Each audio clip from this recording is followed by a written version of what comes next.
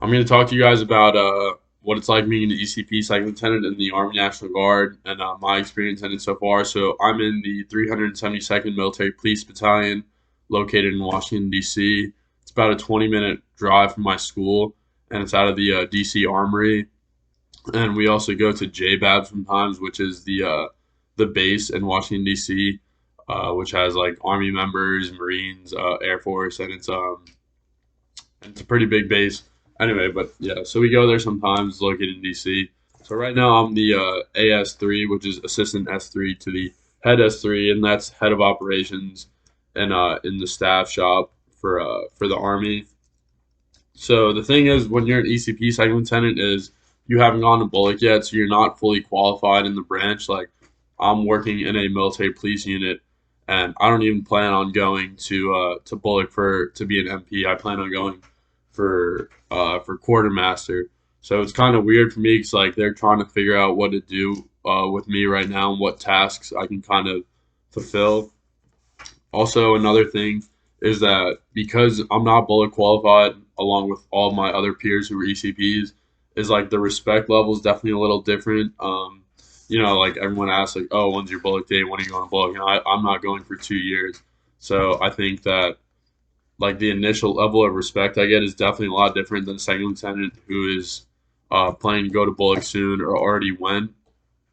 But uh, but that's just something I use to. I've said in my other videos like that motivates me. So if you are an ECP lieutenant, you're commissioning soon, or you're in the National Guard right now, I would just say like even if your unit kind of looks at you with a little less respect than you think they do the other lieutenants there to your peers, I would say just don't take it personally. Like use it to work harder. So take PT really seriously. Any tasks they give you, whether it's like writing an AAR or any document, making a training plan, I would say take it really seriously. Try to do it to your best ability, and have it reviewed by your superiors or your peers, and then improve upon it.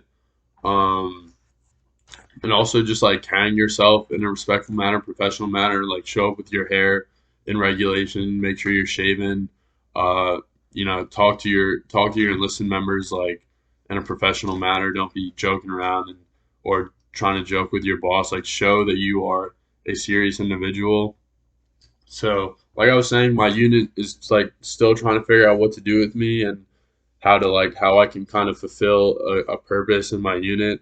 So while they're figuring that out, it's not really something I stress about just because I am a full time student. I'm really serious about my grades and my GPA. So that's really just my primary focus. Whereas like some of my other peers are really they're more motivated in the sense that they want to do more with their army unit because maybe they're not a serious students or they really want to go active duty. So they're trying to build their army resume more than I am currently. But I'm content with where I'm at. Like I said, I'm not extremely busy yet in my unit. I don't really have a set job in place. Like every time I go, I just kind of been picking up on random tasks. But like I said, that's cool for me because I'm a full time student. I wasn't looking for a ton of responsibility.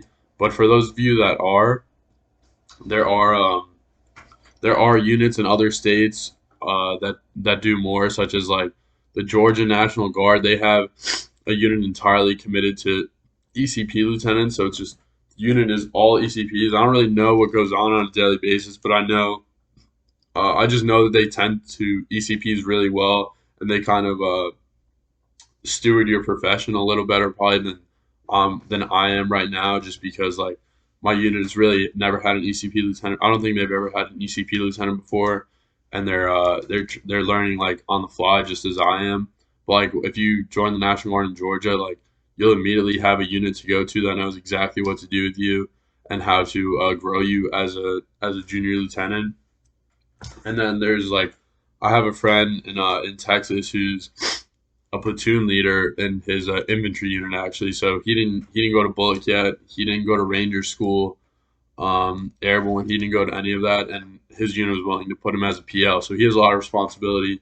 Like I said, he's in charge of a whole platoon. So 40 men. He has a platoon sergeant.